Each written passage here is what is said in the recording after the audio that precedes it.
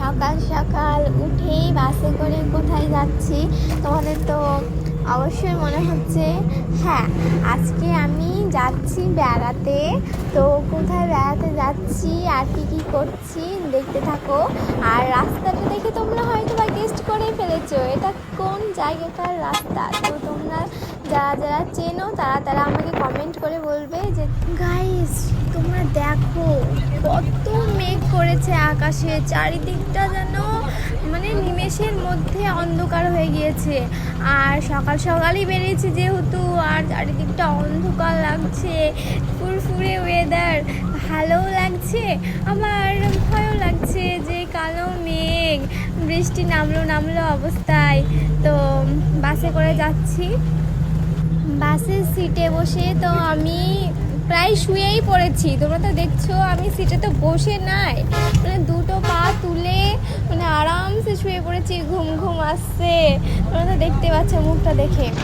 আর আমি হয়তো বা বারবার এই মেঘের ক্লিপগুলো দিচ্ছি তোমাদেরকে। সত্যি বলতে মানে সামনাসামনি অসাধারণ লাগছিল, অসাধারণ মানে কি বলবো, সেই লাগছিল, সেই কারণে তোমরা দেখছো বারবার এই আকাশের ক্লিপগুলো দিচ্ছি। সো আমি চলে এসেছি মামার বাড়িতে, আর মামার বাড়িতে এসেই খাওয়া দাওয়া করে নিয়েছি। তারপরে আমি আর আমার বোনু বেরোতে চলে এসেছি বাইরে। তো তোমরা তো দেখতেই পাচ্ছ এখানে বোনু স্কুটি চালাচ্ছে আর আমি পিছনে বসে আছি, তোমাদের সাথে ব্লগ শেয়ার করছি। আর তোমরা এই রাস্তাটা দেখো কতটা সুন্দর এই রাস্তাটা, তাই না? চারিদিকে গাছ আর মাঝখানে সরু রাস্তা, সেই রকম মানুষ চলাচল নেই, বাট সুন্দর, মানে 100 আউট অফ 98 দেওয়াই যাবে এরকম মানে রাস্তাটা। তোমরা তো দেখছোই আমার স্বভাব, যা বিকেল হলেই যেইভাবেই হোক আমাকে বেড়াতেই হবে, না হলে আমার মাথা পাতা সব খারাপ হয়ে যায়। সেই কারণে এখানে বেড়াতে এসেও মানে একটু বিকেল টাইমটা রাস্তা থেকে বেরিয়ে আসি, এরকম একটা মানে মনে থেকে যায়।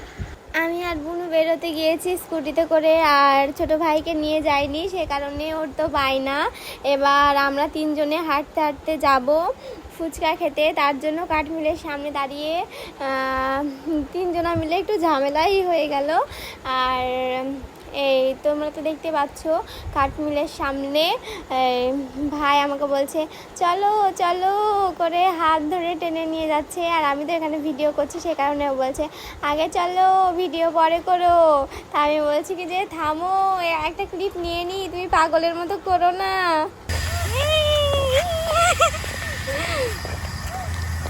আমরা 3 অবতার নাকি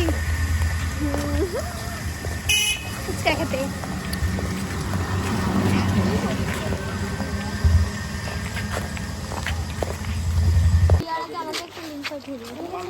আমি এডিট করে দেবো, তুই আমার মোবাইল থেকে করে দিস। দিদি আজকে কি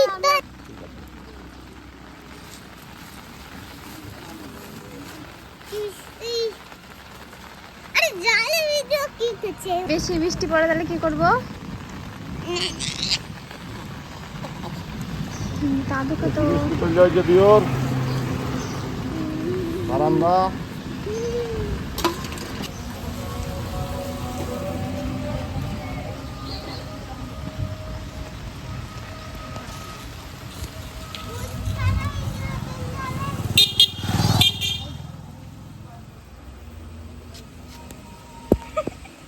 গাইস, তোমরা তো দেখতেই পেলে ফুচকা খেতে এসে ভীষণ বৃষ্টি পড়ছে, প্রচন্ড বৃষ্টি পড়ছে। আর এখানে আমরা লোকের বাড়ির সামনে দাঁড়িয়ে আছি। গেল অনেক পাওয়া যায়।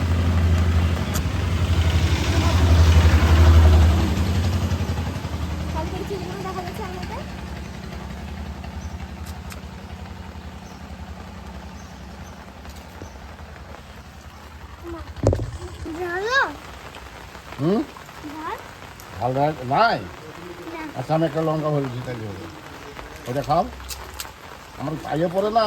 হ্যাঁ একটা এখন 40 টাকা, সেখানে দুটো এখন 40 টাকা।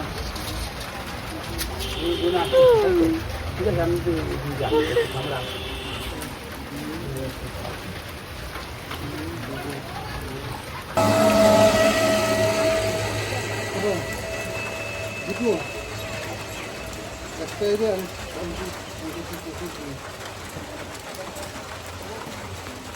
অনেকক্ষণ অপেক্ষা করলাম কিন্তু অপেক্ষা করে কিচ্ছু হলো না, সে কারণে বৃষ্টিতেই হাঁটা ধরেছি।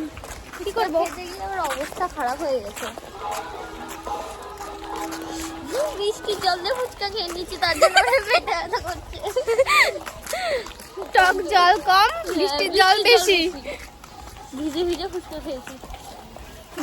এবার চলো, এবার ভিজে ভিজে মাঠটাও খেতে হবে। আমার পিছনের চুল সব ভিজে গেছে, দিয়ে অন্য দিয়ে ঢাকা আছে। ভাবলাম বাইরে খাবো, এত কিছু নিয়েছি, কিছু খেতে পারিনি, সব প্যাকিং করে বাড়িতে নিয়ে আসতে হচ্ছে। না কিছু গল্প রে, বাসবো ভালো কাছে আর ও জানে জান রাঙাবো কাছে খুব কঠিন। এখান থেকে বুঝে চল চল। কি অবস্থা, হাই রে।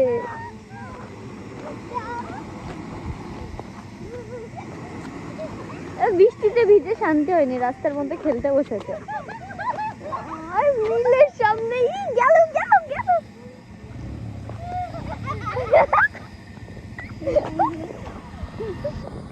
সো বৃষ্টিতে ভিজে ভিজে ফুচকা খেয়ে চপ খেয়ে খেলা টেলা করার পরে এখানে তো আমার ঢং শুরু হয়ে গেছে। আমি এখানে করছি র্যাম্প ওয়াক, তো তোমরা তো দেখতেই পাচ্ছ।